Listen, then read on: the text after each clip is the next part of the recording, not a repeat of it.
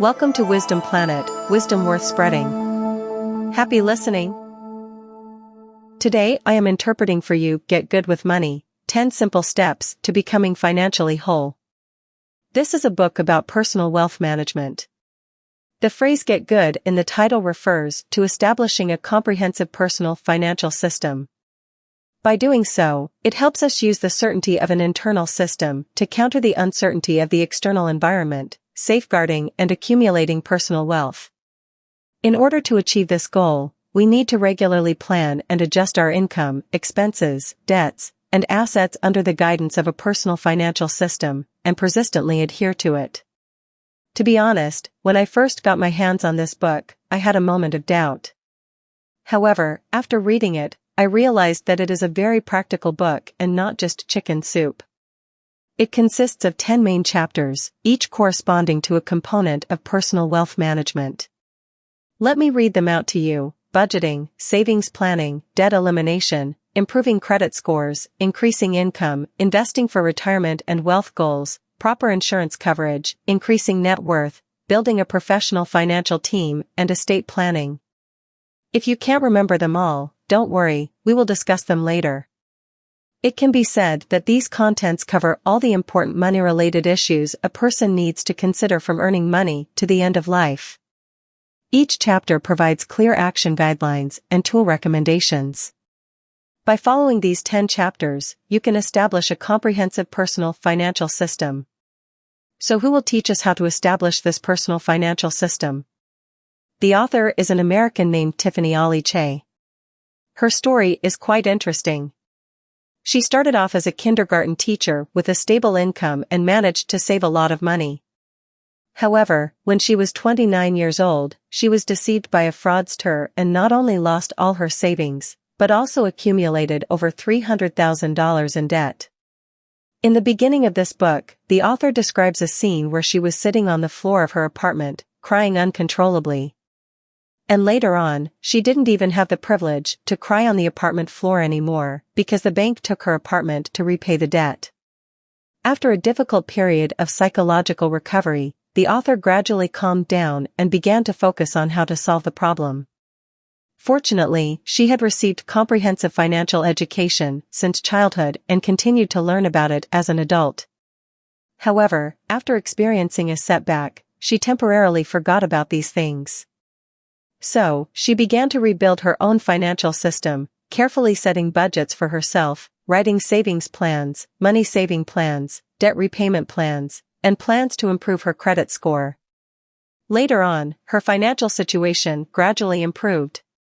Some of her friends, upon seeing this, came to her for advice. So, she started helping these friends improve their financial situations. Then, their friends found out and also came to her for help. Eventually, local charitable organizations specifically sought her out and asked her to teach a class in the community on how to build personal financial systems. At first, there were only 10 students, but through word of mouth and social media, people from other places started applying for her class. In order to make it more accessible for more people to learn, she put the course content online, calling it the Challenge of a Prosperous Life. Since then, more than 1 million people have joined this challenge. Every day, the author receives a lot of feedback from students, saying that they have paid off their debts, bought houses, achieved certain wealth goals, or successfully withstood unexpected changes. She has come to realize even more that building a personal financial system is something that everyone should start doing, and that's why this book exists. After understanding all of this, and then finishing reading the contents of the book, I look back at the words on the book cover, the Wealth Creation Bible that changes the lives of 1 million people, and it doesn't seem so exaggerated anymore. Because in this era of rapid economic and market changes, if we want to get rich, we not only need to focus on wealth growth, but also on stability and sustainability of that growth.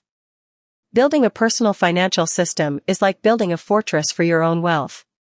It is not just an embellishment, but also a support and protection for you when you encounter difficulties. In today's interpretation, I will connect some important content in the book from the perspectives of financial diagnosis and financial management.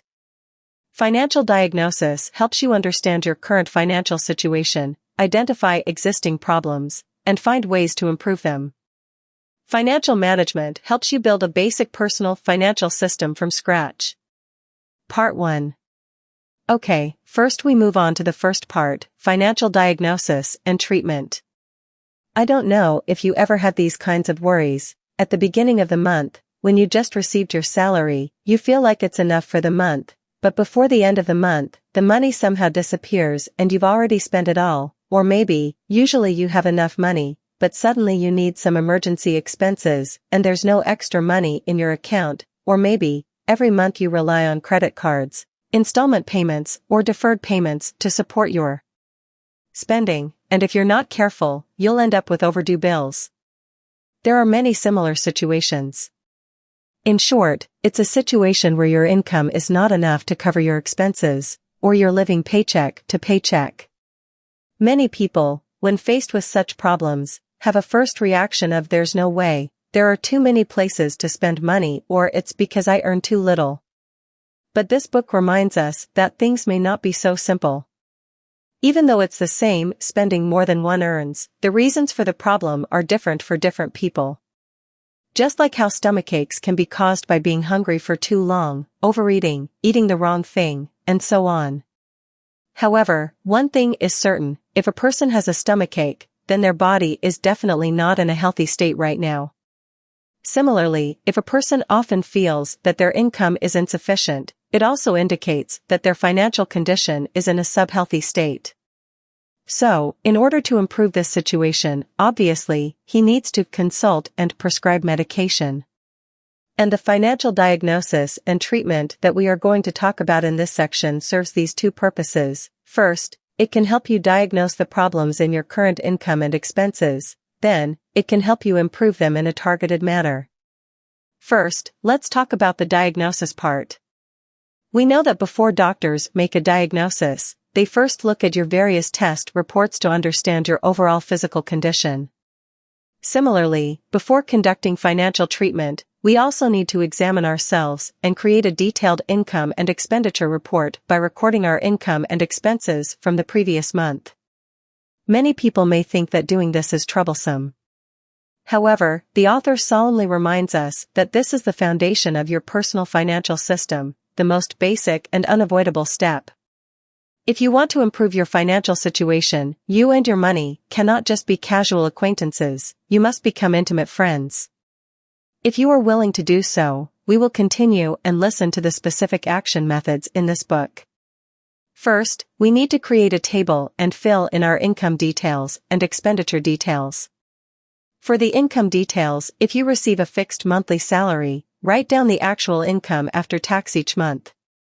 If it is a variable salary, calculate the average income for the past 3 to 6 months and write it down. Here, it's not over yet. There may still be some small income that you have overlooked. For example, the money you earn from side jobs, selling second-hand items, your investment interest income, provident fund, and so on. Regardless of the amount of income, write it down and then calculate the total. This is the income statement. Now let's look at the expenditure details. If you already have the habit of keeping accounts, then writing the expenditure details will be very easy. You can start by categorizing your bills, such as mortgage, car loan, insurance, utilities, dining, entertainment, gifts, etc. Then fill in the table with the categories and amounts. If you are using some mobile apps to keep accounts, you can even skip the manual categorization step, as these apps usually allow you to choose categories while recording each transaction. However, if you don't usually keep accounts, it might be a bit more troublesome. You can manually organize your payment records from various platforms in the past month, or, starting from now, try to keep accounts for a month and then come back to list the expenditure details. Okay, now it's time to face reality, because you need to subtract your total expenses from your total income from last month. After doing this, you will have the beginning of the month deposit for this month, which is the money you left from last month for this month. Alright, now take a look at this number. Are you satisfied with this number? If you are satisfied, then of course it's good, indicating that your financial situation meets your expectations. However, based on the feedback received by the author from students, the majority are unsatisfied with this number. Some people calculated a negative number, while others feel that the number is much less than they imagined. Many people would send the author a long string of crying emojis, and some even start shedding tears for real. That's why this step is called the crying moment in the book. The author says that many people resist keeping records and tracking their income and expenses simply because they are afraid of this moment. However, as long as you bravely overcome this hurdle, no matter what the outcome is, it is worth applauding yourself. Because you have gained a new understanding of your money, seeing where it comes from and where it goes. This is the foundation for all the subsequent steps. Okay, now if you want to further increase your beginning of the month deposit amount, please do the following. Reclassify your expenditure details into 3 categories, A, B, and C. Firstly, Category A expenses. The characteristic of these expenses is that if they are not paid, there will be legal issues. For example, rent, loans, credit cards, insurance. B-class expenses are miscellaneous expenses in life, such as gas bills, electricity bills, water bills, and phone bills.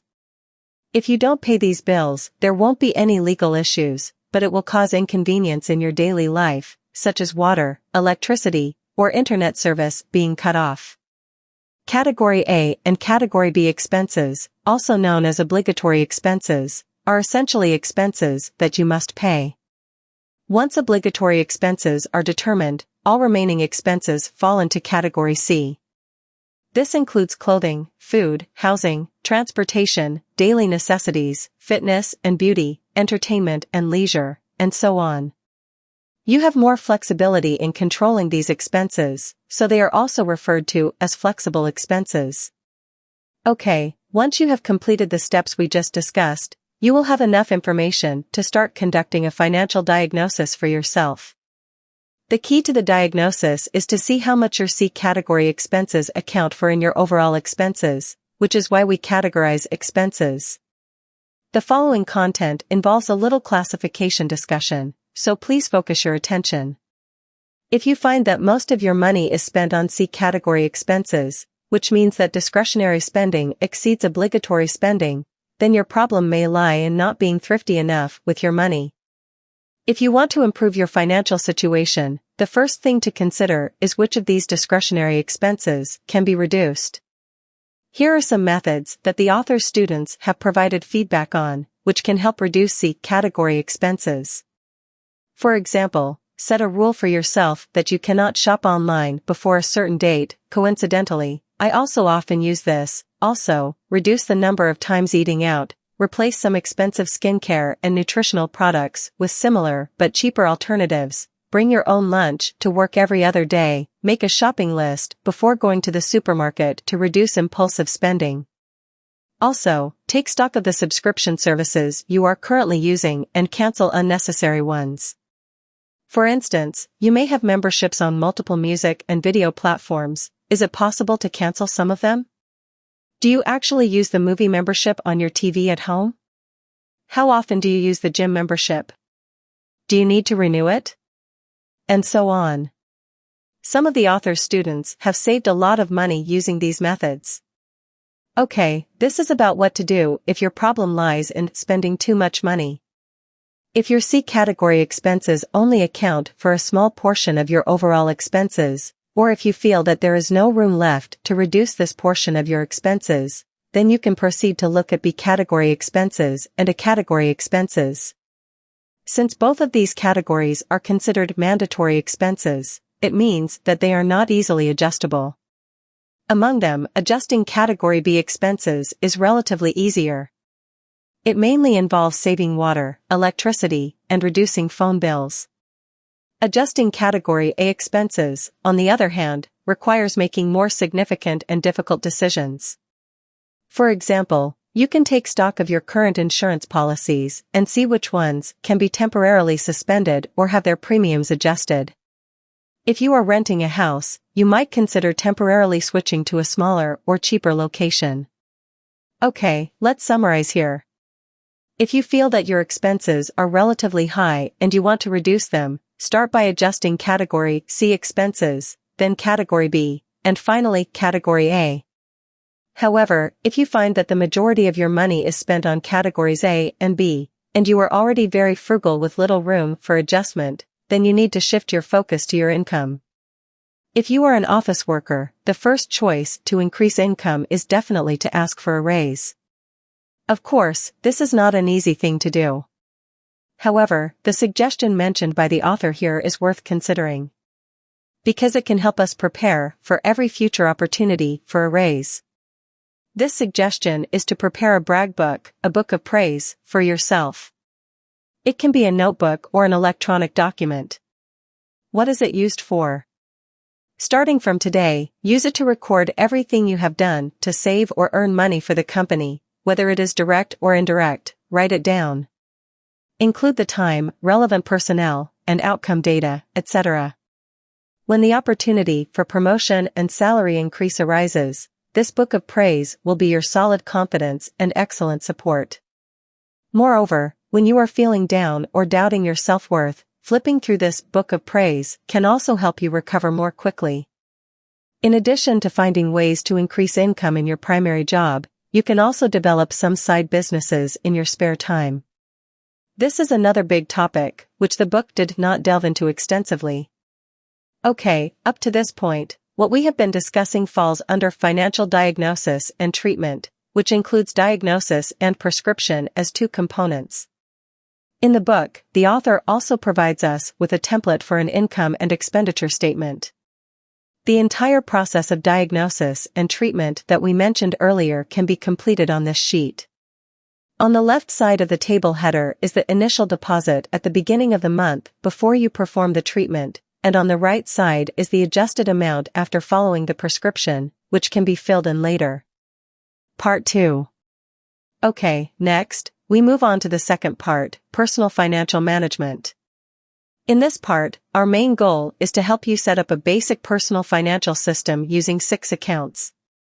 Now, let's take a look at your income and expenditure statement again. Focus on the income section.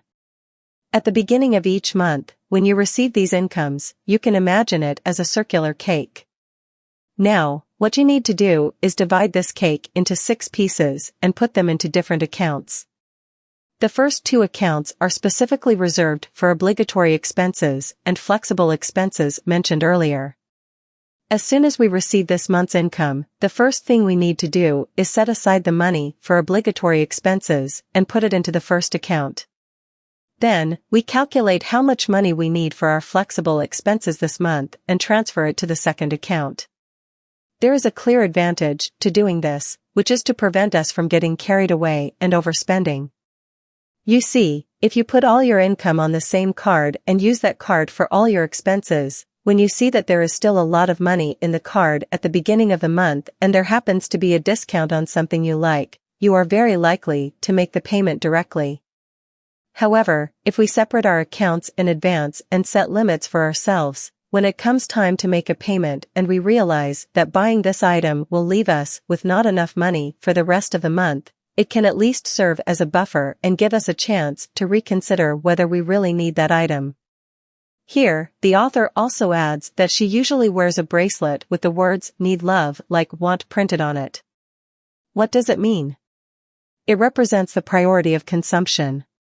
The things you need mainly refer to those related to your health and safety, such as basic food, water, electricity, and medicine. These are things that must be bought.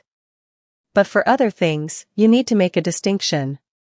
The things you love are those that, after 1 to 5 years, when you think of them and the expense, you still feel happy and joyful. For example, a wedding, a family trip, and so on. And if the happiness brought by such things cannot last for more than a year but can last for 3 to 6 months, it can still be considered as something you like. If it doesn't even meet this criterion, then it can only be considered as something you momentarily want. The author suggests that before making a consumption decision, we can ask ourselves, is this thing something I need, love, like, or want? The money we have should be prioritized for things we need and love, and if there is extra money, then we can buy things we like. Things we momentarily want have the lowest priority, However, here comes another problem. Many times, those things that can bring us long-lasting sense of value, those life aspirations that we value highly, often require a considerable amount of money. For example, a wedding, a long-distance trip, a car, or a house. These are not things that can be afforded easily. This brings us to the third account that we need to talk about. The author suggests opening a goal savings account specifically for these big goals and regularly depositing money into it. The amount to be saved depends on how big your goal is and the time you want to achieve it. Of course, you can also make adjustments based on your actual situation. For example, if you are currently tight on budget but will receive a salary increase from your company in 3 months, you can save less for these 3 months and save more later. Okay, up to this point, we have already cut 3 pieces from the big income cake. The next fourth piece is called emergency savings. The purpose of this savings is to be prepared for unexpected events. If there comes a time in the future when your income is unexpectedly interrupted, you can rely on this money to sustain your basic living expenses. Many people may already be consciously preparing their emergency savings. This is because the economic environment we face is always changing, the industry we are in also has its ups and downs, our careers and family situations may also experience unexpected fluctuations, many of which are beyond our control. What we can do is prepare for possible hardships or accidents. There is a saying in a book that smart people should act like squirrels. During the season of abundant pine nut harvest, squirrels do not play around but instead work hard to collect and store pine nuts, preparing for winter. So, how much should you save? The author suggests saving at least enough for a noodle budget of 3 months. What does noodle budget mean? It refers to your basic living expenses. Mainly, it includes your monthly obligatory expenses such as rent, loans, utilities, and phone bills, plus the minimum cost for food and drinks. For this author, her minimum food option is various types of noodles with beans, so that's her noodle budget. It's also fine to call it a rice budget or steamed bun budget or something similar. If you don't have any money in your account right now, you can start depositing a little bit every month from now on. The method is the same as we mentioned before. First, determine how many months you want to save enough money, and then divide it evenly over each month. That way, you'll have a clear idea. Okay, up to this point, we have talked about 4 accounts. If you still agree with this method of allocating funds, I think you may already be considering how to open an account. Don't worry. The author does not recommend that we simply find a bank and open all 4 accounts at once. This is because the types of accounts for spending and savings are different. The money in the spending account needs to be frequently withdrawn to pay bills and repay loans, so it is best to open a current deposit account that is convenient for deposits and withdrawals. However, once the money is put into the savings account, it should not be easily withdrawn. Therefore, this type of account should meet 2 requirements. First, the interest rate should be slightly higher than that of a current account. Second, money cannot be withdrawn casually. For example, it either takes at least 1 day to transfer after initiating the transaction. This can give you a cooling-off period for consumption, or it can only be withdrawn on fixed dates. There are many saving methods that meet these requirements, such as bank fixed deposits, some closed and low-risk funds, or automatic saving plans provided by online banks, and so on. Okay, after transferring money to the first 4 accounts, let's see how much is left in your income cake. If there is still a lot left, then we can continue to cut a piece and put it into the next 5th account. But what if there is not much left? Can we give up on this 5th account? The book does not recommend us to do so. It's better to try the methods of increasing income and reducing expenses mentioned earlier and squeeze out some money for this 5th account. Why? Because this account is very important. It is your retirement investment account. The money in it is meant to help you live a relatively comfortable life after retirement. When it comes to retirement investment, some people may think that they are still young and retirement is far away. Or, they may think that they will retire soon and it's already too late to start investing for retirement. Others may believe that they earn too little and will never save enough money, so they simply don't bother saving. The author believes that these thoughts are all unacceptable. In fact, it is never too early to start investing for retirement, and it is never too late to start either. However, it reminds us that in the future, this situation will change. Because the number of young people is decreasing while the number of elderly people is increasing, and the economic growth rate is also declining. According to the calculation of the Chinese Academy of Social Sciences, the accumulated balance of the basic pension in our country may be exhausted by 2035. Therefore, in the future, we will have to rely more on ourselves for retirement. How do you rely on yourself? Let's go back to what was mentioned in this book, the retirement investment account. As mentioned earlier, the money stored in it is what you voluntarily save when you are young, to be used for your own life after retirement. How much should you save? The book suggests that it could be your current annual income multiplied by 12. Alternatively, it could be 25 times your current annual Noodle Budget, which refers to your basic living expenses. Just calculated, you might think, wow, that's too much. How long will it take me to save enough if I put a little in every month? Don't worry, let's think about squirrels again. If a squirrel wants to save 10,000 pine nuts for the winter, it can diligently save every day. However, it can also choose to save a small portion first and use them to plant pine trees, so that the pine trees can produce more pine nuts. For our retirement savings, it's similar. The money you start putting in is just the initial capital. To reach the goal, you need to use this money to make investments and leverage the power of compound interest to reach your destination faster. How exactly should it be done? I have extracted some key points from the book for your reference. For example, you can purchase a fund product called a target retirement fund, which many domestic fund companies now offer. These funds are often named after the year. For instance, if you plan to retire around 2040, you can buy a fund with 2040 in its name. This fund invests in various products such as stocks, bonds, and other investment products. As the target date approaches, the fund's investment style becomes more conservative. Therefore, a simple investment method is to set up a regular investment plan and purchase a certain amount of this fund every month. If you don't want others to manage your money and want to handle it yourself, you can also consider this approach of taking more risks when young and becoming more conservative as you get older. The book emphasizes a 1-10 rule. This means subtracting your age from 110, where the larger number represents the proportion of stocks and the smaller number represents the proportion of bonds. For example, if you are 30 years old this year, then 110 minus 30 is equal to 80. Which means you can invest 80% in stocks and 20% in bonds. Next year, when you are 31 years old, it would be 79% stocks and 21% bonds. This way, as you age and approach retirement, the proportion of stocks in your asset portfolio will gradually decrease, reducing the risk. Okay, at this point, we already have 5 accounts. Next, this 6th account is called the wealth investment account. If you want to further increase your current wealth, you can put money in here specifically for investment purposes. This account is different from the previous ones. It is not an account that everyone must have.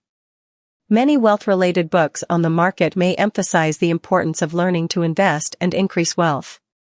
However, this book tells us that before investing for wealth, you should ask yourself 5 questions. Have I paid off my debts?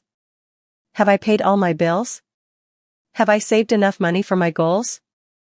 Do I have a 3 to 6 month emergency fund? Have I been consistently saving for retirement? If your answer to these questions is yes, then you can go ahead and open this 6th account to start your own wealth investment journey. As for how to do wealth investment, there are already many content products available on the website, so we won't go into detail today. Additionally, the 7th chapter of this book also specifically discusses this issue. Conclusion. Okay, above is the key content that I want to share with you in this book. To summarize. First, in the first part, we talk about personal financial diagnosis and treatment, which is divided into two parts, diagnosis and prescription. Diagnosis is to assess potential problems. We need to write down our income and expenditure details, and categorize expenses into three types, A, B, and C. This helps us determine whether our problem lies in spending too much or earning too little. Then, we move on to the next step, prescription, where we make targeted adjustments. In the second part, we will talk about personal financial management and help you establish a basic personal financial system with 6 accounts. They are, obligatory expenditure account, flexible expenditure account, goal savings account, emergency savings account, retirement investment account, and wealth investment account. In addition to these, there are some other contents in the book that are worth reading if you have time. Personally, I recommend the chapters on debt management, proper insurance, and estate planning. Especially the last chapter on how to do estate planning, which really challenged my understanding. Although many people may be resistant to this topic, the book reminds us, you have created so many things in your life, so when the time comes to determine the fate of these things, who will make the decisions? Do you want others to make decisions for you? Definitely not, that person can only be you. You have to decide how to dispose of everything you have created. Moreover, this is not something that should only be done in old age. The book suggests that we should do estate planning every 5 years. This is actually an opportunity to comprehensively reassess our financial situation and social relationships. Through this process, you can gain a clearer understanding of which interpersonal relationships are most important to you, which assets are most important, and what desires you want to fulfill.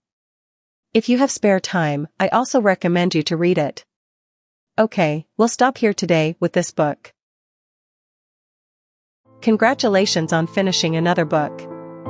Thank you for your support. Please subscribe to our Wisdom Planet audiobook channel. Like and share it with family and friends. Wisdom worth spreading and opening up a better future. Thank you, and see you again.